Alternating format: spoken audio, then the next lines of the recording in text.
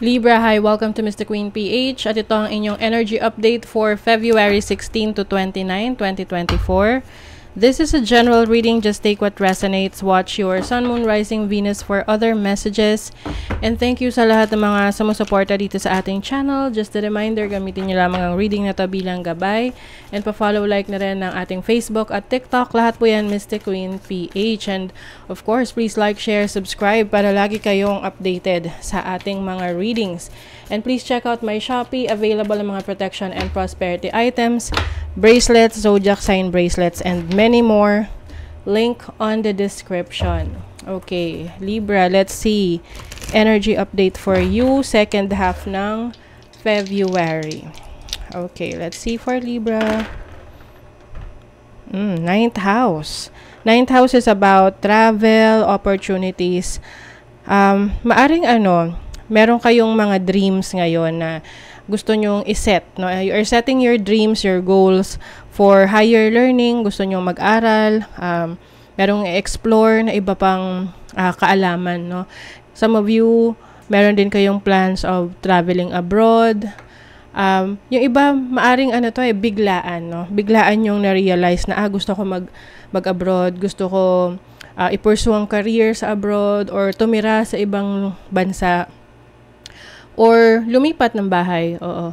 So, yung iba naman, biglang na-inspire kayo ngayon na mag-aral, or magkaroon ng, magdagdag ng bagong knowledge, no? Pwedeng higher learning, gusto nyong magpatuloy sa ng master's degree, doctorate's degree, ganyan. And some of you naman, nagkakaroon kayo ng malalim na understanding sa spirituality or yung belief system nyo nagbabago. Meron kayong gusto pang alamin, no? I-research about a belief system na very interested kayo. So some of you, nagiging very creative din. Maaring meron kayong maimbento, no? Or isang idea na posibleng bumago sa buhay ninyo. So, let's see ano pa. Libra. For Libra, second half ng February. Okay. Don't let pride get in your way. Ayan. So, maaring ito yung time na you will humble yourself. Magpapakumbaba. Minsan kasi, may mga bagay tayong hindi na-experience kasi ma-pride tayong tao. 'Di ba na, hindi ko yan, hindi ko type yan, hindi ko gusto yan, or hindi ako magiging komportable diyan. Pero if you want to make some changes, there are times na kailangan mo talagang ma-experience yung uncomfortable, yung pagbabago. Oo.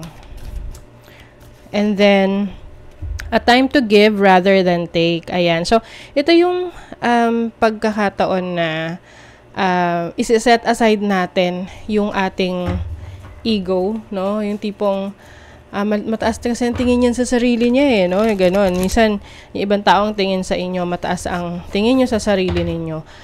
But may mga bagay na kailangan na nating palagpasin para hindi na siya makastress pa sa buhay natin. Yung kumbaga sabi nga, choose your battles. Okay? Choose your battles. It's time na i-let go mo na yung mga, kumbaga palagpasin mo, yung mga bagay na hindi naman talaga malaki yung magiging impact sa'yo kung hindi mo papansinin, kung palalagpasin mo na. You're very close to achieving your goals. Ayan. So, yung iba sa inyo, you've been working so hard at ito ang confirmation na malapit nyo nang ma-achieve yung mga goals ninyo, yung mga sinet nyo na goals nung nakaraang taon or nung nakaraang buwan. So, you are really focusing on the results, yung resulta. Let's see your overall energy. Ano yung overall energy ng mga Libra? This is your energy, Justice card. This is bringing balance into your life. Maaring meron ka ring decision making this time, no? Kung ano yung best for your situation right now. Ito rin yung realization mo about the truth, no? Yung katotohanan sa buhay mo ngayon, kung saan ka mas mapapabuti, ano yung gagawin mo moving forward. Maaring decision mo to sa trabaho mo, sa career mo. Yung iba nagkakaroon ng realizations na, okay, baka nasa ibang lugar yung yung success para sa akin. So, maaring kinukonsider nyo na ngayon yung paglipat ng trabaho or pagtatrabaho sa ibang bansa. You have the High Priestess. Yung instinct nyo ngayon sobrang lakas, no? Yung intuition nyo. Yan yung tutulong sa inyo in making decisions. This is also about having wisdom, no? Meron ka ng sapat na karunungan, kaalaman para makapag-desisyon ka moving forward. And then you have the Five of Swords. May upheaval, conflict. So, maaring sa ngayon, conflicted ka sa decision making mo. Marami kang kino-consider na factors, no, na syempre, hindi naman ganun kadali agad-agad mag-decide.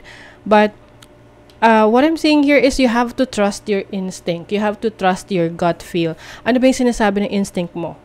No? Kasi minsan, the more na nag-overthink ka ng mga scenario sa isip mo, the more na natatagalan kang makakapag-desisyon, so nasa-stuck ka. So, hanggat dumating yung time na parang ayaw mo na, wala ka ng gana. Okay, so let's see your money, career, finances. You have the Chariot. Wow, so this is Cancerian energy. So, there's journey. Definitely may pag-travel talaga. So, pwedeng ito ay susundin nyo na yung inyong pangarap. The Chariot is about moving forward. This is progress.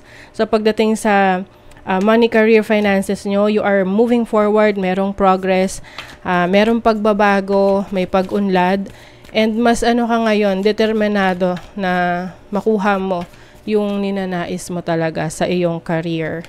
You also have the Two of Wands, major decision making, no?